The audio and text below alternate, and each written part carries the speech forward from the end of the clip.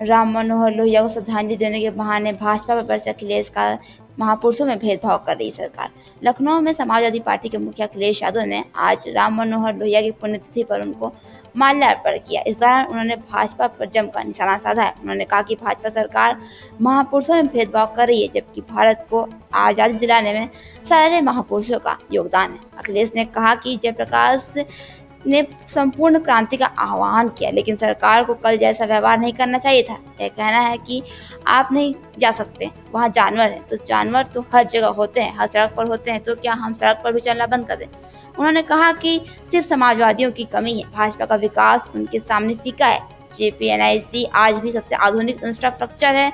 लगता है कि ये विध्वंसक लोग हैं, ये जातिवादी लोग हैं।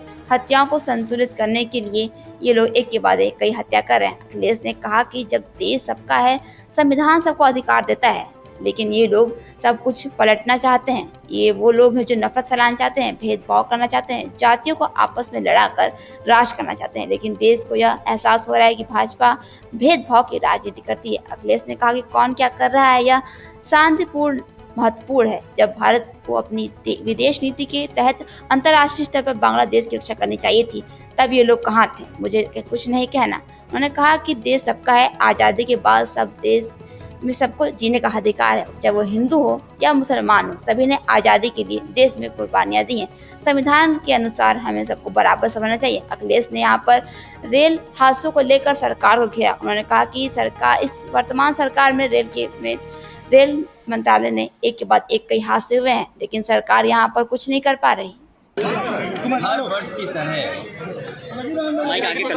इस लोहिया पार्क में हम लोग कृष्णा थोड़ी सी आईडी पीछे माइक पीछे डॉक्टर राम मनोहर लोहिया जी को कृष्णा सब लोग साथ हैं आईडी हाँ तो आप भी आगे और आज के दिन हम सभी समाजवादी लोग इकट्ठे होते हैं यहाँ पर आकर के और माल्यार्पण के बाद उनसे प्रेरणा लेते हुए संकल्प लेकर के जाते हैं।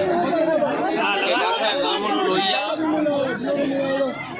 लोक नायक जयप्रकाश नारायण जी और नेताजी और बड़ी संख्या में समाजवादी नेताओं ने जो सपना देखा था कि भारत समाजवादी देश बने, समाजवादी व्यवस्था से देश चले, डॉक्टर राम लोहिया जी के संकल्पों के, उनके आदर्शों पे, उनकी बताई हुई नीतियों पे, जिन्होंने ये सपना देखा था कि हर तरह का भेदभाव खत्म हो समाज के अंदर, चाहे जाति को लेकर के भेदभाव हो, जाति तोड़ों का आह्वान किया हो, इसको हटा या रीजनल स्तर पे जो भेदभाव होता है उसको लेकर के भी डॉक्टर राम मनोहर लोहिया ने कहा कि इस तरह का कोई भेदभाव नहीं होना चाहिए।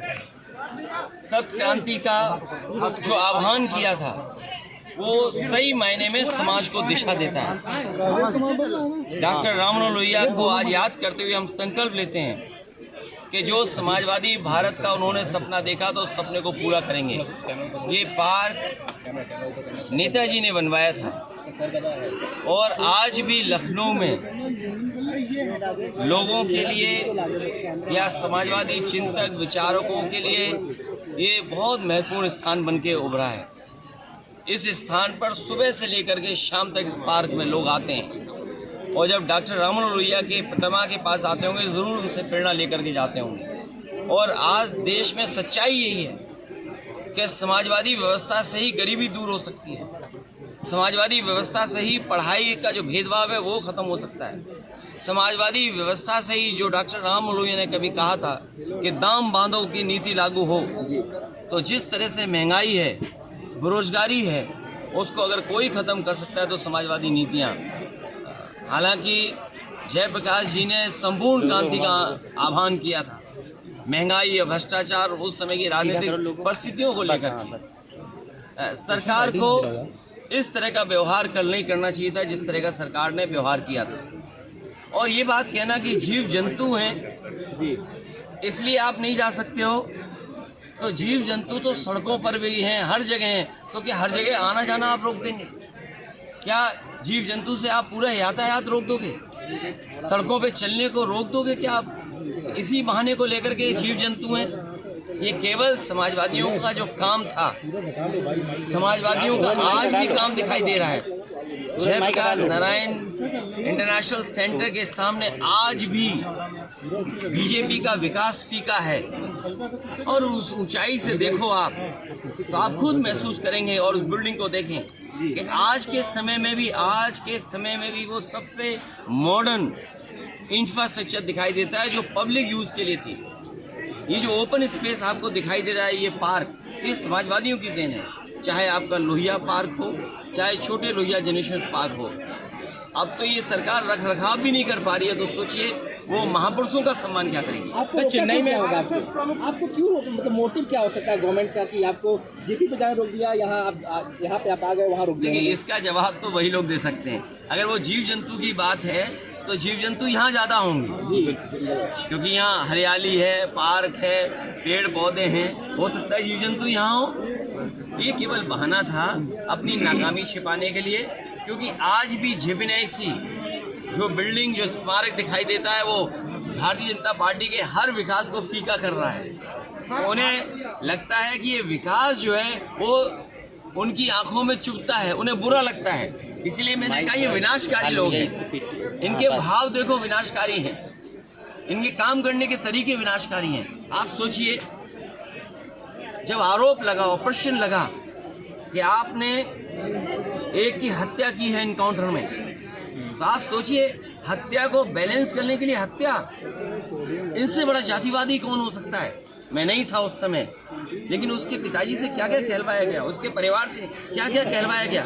मुझे ठंडक नहीं मिली है। ठंडक मिली होगी तो इस प्रदेश के मुख्यमंत्री जी को ठंडक मिली होगी कि एक को मार करके दूसरे को मार करके बैलेंस करने की जो उन्होंने रणनीति अपनाई थी।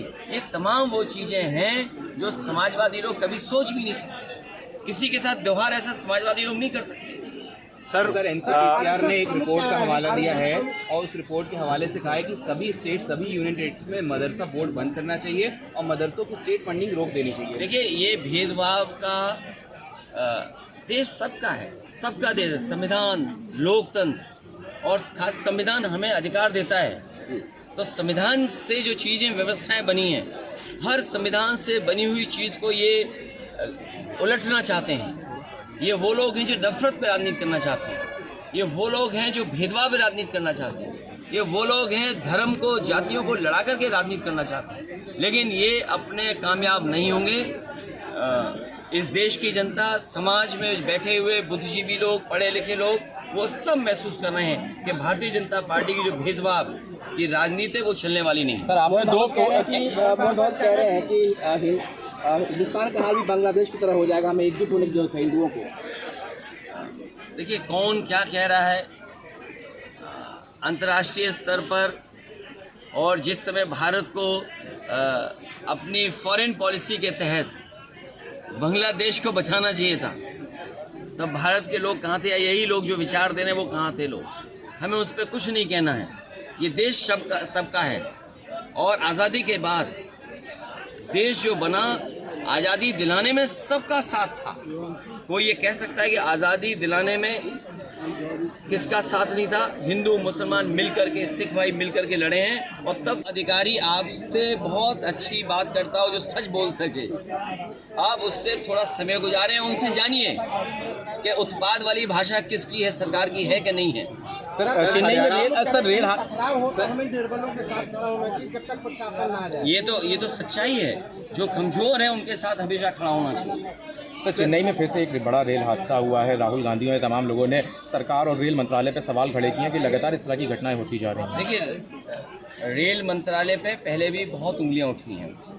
एंटी कोलिजन से लेकर के जो टेक्निकल और साइंटिफिक चीज़ें बताते थे कि इससे हम न केवल रेल में सुधार लाएंगे बल्कि एक्सीडेंट भी कम होंगे, और बहुत सारी चीज़ें उन्होंने की और लेकर के आए। लेकिन परिणाम क्या दिखाई दे रहा है? अगर कोई रिकॉर्ड तोड़ रहा है पेपर लीक का, तो वो train accident. Sir, Asaduddin Owaisi ने हरियाणा चुनाव पे बयान दिया, कहने लगे कि हम वहाँ साथ नहीं थे तब भी हार गए। कांग्रेस से कहा है कि सबको साथ लेके चलोगे तभी मोदी को हरा पाओगे। तो क्या असदुद्दीन ओवैसी को साथ में इंडिया ब्लॉक में जगह मिलेगी, जो जिस तरह का उन्होंने इशारे किए हैं? जो इंडिया ब्लॉक पहले बना था, ये बातें पहले भी आई थी। इंडिया गठबंधन, इंडिया ब्लॉक वैसा ही है जैसे पहले था। सर आपने ट्विटर पे पोस्ट किया था कल भी और आज भी, आज आपने डॉलर को लेके और कल वर्ल्ड हंगर इंडेक्स को लेके किया था। देखिए, जब सरकार ये कह रही कि $5 ट्रिलियन की इकॉनमी है और दुनिया में हम आगे बढ़ रहे हैं, हमारी अर्थव्यवस्था आगे बढ़ रही है, अगर हमारी अर्थव्यवस्था आगे बढ़ रही है तो आखिरकार हंगर इंडेक्स पे हम कहाँ खड़े हैं? आपका रुपया डॉलर के मुकाबले क्यों नीचे जा रहा है? तो ये तो तमाम वो सवाल हैं जो सरकार को जवाब देना चाहिए। इनका भ्रष्टाचार, इनके महंगाई न रोकने की, और जो इन्वेस्टमेंट में जो सपने दिखाते हैं कि इन्वेस्टमेंट आएगा, ये तमाम वो नाकामी है जिसकी वजह से हंगर इंडेक्स में हम यहाँ पहुँच रहे हैं और हमारा रुपया भी लगातार नीचे जाता रहा है।